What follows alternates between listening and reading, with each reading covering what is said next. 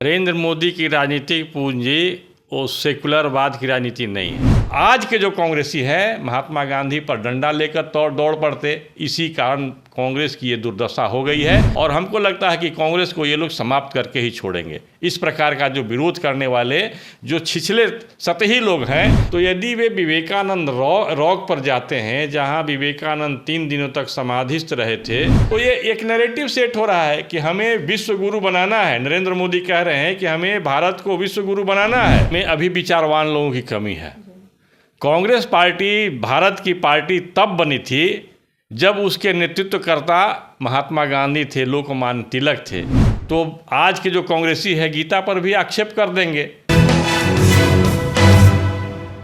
नमस्कार, मैं प्रेरणा और आप देख रहे हैं स्वत्व समाचार। इस वक्त हम एक अहम मुद्दे पर बात करने जा रहे हैं। हमारे संपादक महोदय कृष्णकांत ओझा हमारे साथ है, उनसे हम बात करेंगे। दरअसल प्रधानमंत्री नरेंद्र मोदी के साधना पर हम बात करने जा रहे हैं कि उन्हें किस तरीके से उनके साधना को राजनीतिक विजय से जोड़ा जा रहा है। सर, आपका बहुत बहुत स्वागत है। नमस्कार जी सर, आपसे ये पूछना चाहेंगे कि प्रधानमंत्री मोदी के साधना को लेकर जिस तरीके से बात की जा रही है, क्या महत्व है उनके साधना की? नरेंद्र मोदी की राजनीतिक पूंजी क्या है? नरेंद्र मोदी की राजनीतिक पूंजी वो सेकुलरवाद की राजनीति नहीं है।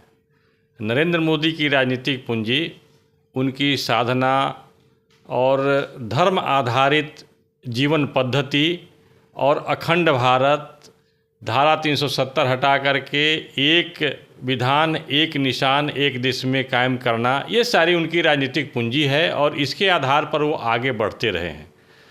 अब रही बात साधना करने की, तो साधना करने की परंपरा यहाँ भारत के अंदर में जो भी रहा है वो भी उस सबकी रही है। महात्मा गांधी को आप मानते हैं, महात्मा गांधी प्रार्थना सभा में जाते थे, उपवास करते थे। उससे बाद में जब प्रथम प्रधानमंत्री पंडित जवाहरलाल नेहरू को आप ले लीजिए, तो एक माँ आनंदमयी थी, उनके पास जा कर के स्वयं ध्यानस्थ होना, ध्यान करना।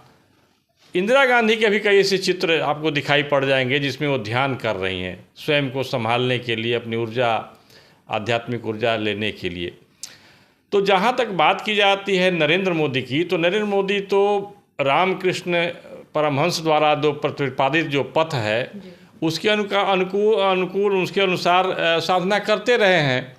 तो यदि वे विवेकानंद रॉक पर जाते हैं जहां विवेकानंद 3 दिनों तक समाधिस्थ रहे थे, तो यह उचित है। वो अपने तरीके से वे एक नैरेटिव भी सेट कर रहे हैं भारत के लिए कि हमें संपूर्ण भारत, मतलब कश्मीर, कन्याकुमारी से लेकर कश्मीर तक।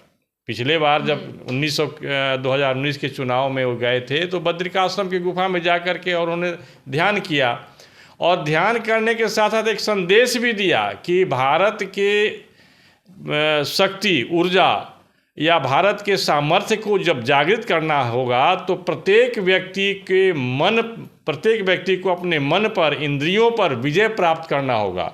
प्रत्येक व्यक्ति के सामर्थ्य को जागरूक करना पड़ेगा और इसका सबसे प्रमुख जो माध्यम होता है, जो मार्ग होता है, वह है ध्यान, साधना, उपासना। तो इसको लेकर के यदि प्रतिपक्ष के लोग बवंडर खड़ा कर रहे हैं तो उससे उनकी क्षति होगी, क्योंकि भारत के लोग जानते हैं कि भारत का सामर्थ्य राम में है और राम को विग्रहवान धर्म कहा गया है और धर्म का अर्थ यहाँ पूजा पद्धति है ही नहीं। पहले तो यहाँ लोगों ने धर्म शब्द को ही विकृत कर दिया। धर्म पंथ नहीं है, रिलीजन नहीं है, संप्रदाय भी नहीं है। संप्रदाय अनेक हैं, जैसे वैष्णव का संप्रदाय हुआ, शिव का संप्रदाय हुआ। उसी प्रकार से इस्लाम एक व्यक्ति के द्वारा, मोहम्मद साहब के द्वारा दिखाया गया मार्ग है, उस मार्ग पर चलने वाले इस्लाम पंथ के अनुयायी हुए। लेकिन जहाँ धर्म की जब हम बात करते हैं तो धर्म से है अपनी क्षमता को विकसित करना। यतो अभ्युदय निश्चय सिद्धि सधर्म, जिससे संपूर्ण विकास हो, उस प्रकार के क्षमता का विकास करना धर्म है। तो 2 महीने तक लगातार चुनावी अभियान में चल करके जो उन्होंने ऊर्जा खोया था उसे फिर से प्राप्त करने के लिए उन्हें दिखाई पड़ा कि एक समुद्र के बीच में स्थित जो विवेकानंद रॉक है, जहाँ जाने के बाद विवेकानंद सामर्थ्य पाते हैं, जिसके आधार पर भारत के आध्यात्मिक विरासत को विश्व में स्थापित करते हैं। तो ये एक नैरेटिव सेट हो रहा है कि हमें विश्व गुरु बनाना है। नरेंद्र मोदी कह रहे हैं कि हमें भारत को विश्व गुरु बनाना है, और विश्व गुरु का अभियान जो है, जो सपना देखने वाले जो है युवा सन्यासी, वो विवेकानंद हैं। तो विवेकानंद से स्वयं को कनेक्ट करते हैं वो, इसमें क्या गलती है? और जिस तरीके से फिर कांग्रेस की बात भी आपने सुनी होगी कि ये जो है एक नैरेटिव फैलाने की कोशिश है प्रधानमंत्री मोदी की, तो इस पर जो है उन्हें कार्रवाई उन पर करनी चाहिए, तमाम बातें कांग्रेस ने कही है, तो फिर इस पर क्या कहिए? अब इसको आप देख लीजिए, कांग्रेस में अभी विचारवान लोगों की कमी है। कांग्रेस पार्टी भारत की पार्टी तब बनी थी जब उसके नेतृत्वकर्ता महात्मा गांधी थे, लोकमान्य तिलक थे। आपको जानना चाहिए कि लोकमान्य तिलक जब भी असमंजस की स्थिति में होते हैं तो गीता का अवलंबन करते हैं। गीता क्या है? गीता भारत के ज्ञान परंपरा का एक सदग्रंथ है। तो आज के जो कांग्रेसी है गीता पर भी आक्षेप कर देंगे। अरे भाई, वो जा कर के एक व्यक्ति जा कर के अपने स्वयं को संयमित करता है, चरित्र बल को सामने लाने का प्रयास करता है, तब तो फिर आप महात्मा गांधी को भी दोषी ठहरा दीजिए। रघुपति राघव राजा राम कहते थे, राम को सामने रख करके कहते थे। उनसे जब महात्मा गांधी से प्रश्न किया गया कि आपके लिए स्वतंत्रता का अर्थ क्या है, तो महात्मा गांधी ने कहा राम राज्य।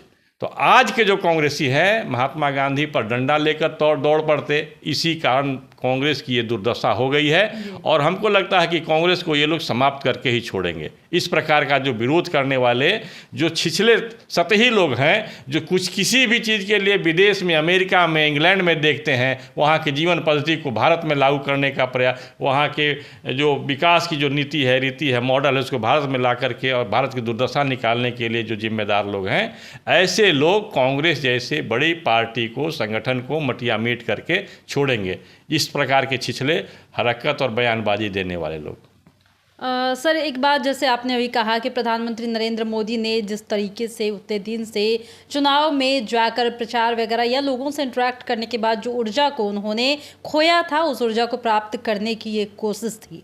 ये इतनी सरल बात है जिसे आमतौर पर कहे तो समझा जा सकता है, लेकिन बावजूद इसके इतना कंट्रोवर्सी होना, और सबसे अहम बात ये कहा जाना कि प्रधानमंत्री जहाँ भी जाते हैं कैमरा लेकर के जाते हैं, इसके क्या मायने हो सकते हैं?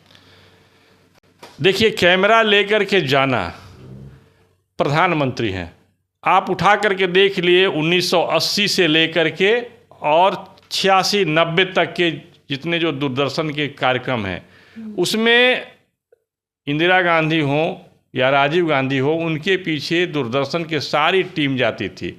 यहाँ तक कि दूरदर्शन के सहयोग को लेकर के एनडीटीवी जैसे जो संस्थाएं थी, आज तक जैसे थे, उनके भी टीम जाती थी। भारत का प्रधानमंत्री है, और भारत का प्रधानमंत्री सामान्य प्रधानमंत्री नहीं है, जोड़ तोड़ कर बना हुआ प्रधानमंत्री नहीं है, रिमोट से चलने वाला प्रधानमंत्री नहीं है।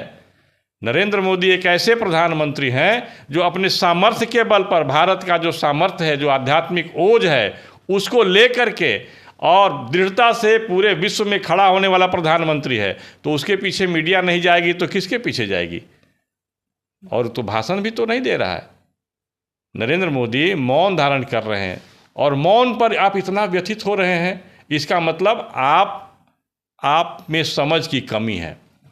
आप कांग्रेस जैसी पार्टी की दुर्दशा और दुर्दशा कराने के लिए तैयार हैं। और दुर्भाग्य है भारत के लिए कि भारत में एक सशक्त विचारवान प्रतिपक्ष नहीं होने जा रहा है। कांग्रेस पार्टी और दुर्दशा और नीचे जाएगी। राम मंदिर का जब प्राण प्रतिष्ठा हो रहा है भव्य राम मंदिर में, जहां सबके सम्मान न्यायालय के आदेश से हो रहा था, तो कांग्रेस की दुर्बुद्धि देखिए, उसका हम बहिष्कार करेंगे। यहाँ के लालू प्रसाद यादव को देखिए, इतने बड़े नेता जो लोहिया को मानते हैं, जो लोहिया जो राम पर मेला का आयोजन करते थे और राम और शिव को कहा है कि इनकी शक्तियों से ही भारत का सामर्थ्य जागृत होगा, और लोहिया की परंपरा के कहने वाले लालू यादव तक उस जगह पर नहीं गए, बल्कि बहुत मुंह बिचका करके कहना कि नहीं वहाँ नहीं जाएंगे। तो ये लालू यादव और कांग्रेस ये बिल्कुल सत्ता केंद्रित हो गए हैं। इनको सत्ता चाहिए किसी भी हाल में, तो आप बहुत हड़बड़ी में रहेंगे तो आपको सत्ता मिलेगा नहीं, बल्कि लोग रिजेक्ट कर देंगे। तो इस वक्त आप सुन रहे थे कृष्णकांत ओझा को, जहां पर हमने इनसे बात की प्रधानमंत्री नरेंद्र मोदी के साधना को लेकर। तो किस तरीके से इन्होंने एक एक सवाल का बारीकियों से जवाब दिया है और सबसे जो अहम बात कही है वो ये कहा है कि मौन धारण करना खुद में उतना बड़ा मुद्दा नहीं था जितना बड़ा मुद्दा बनाया गया है। यानी कि उन्होंने कांग्रेस पर भी कहा है कि कांग्रेस एक कभी भी मजबूत विपक्ष साबित नहीं हो सकती। जिस तरीके का बयान वो देती है उन्हें अभी भी सोचने विचारने की आवश्यकता है। फिलहाल इस वक्त के खबर में इतना ही, और भी ऐसे ही तमाम वीडियो अपडेट्स के लिए बने रहिए हमारे साथ और देखते रहिए हमारा चैनल स्वत्व समाचार। धन्यवाद।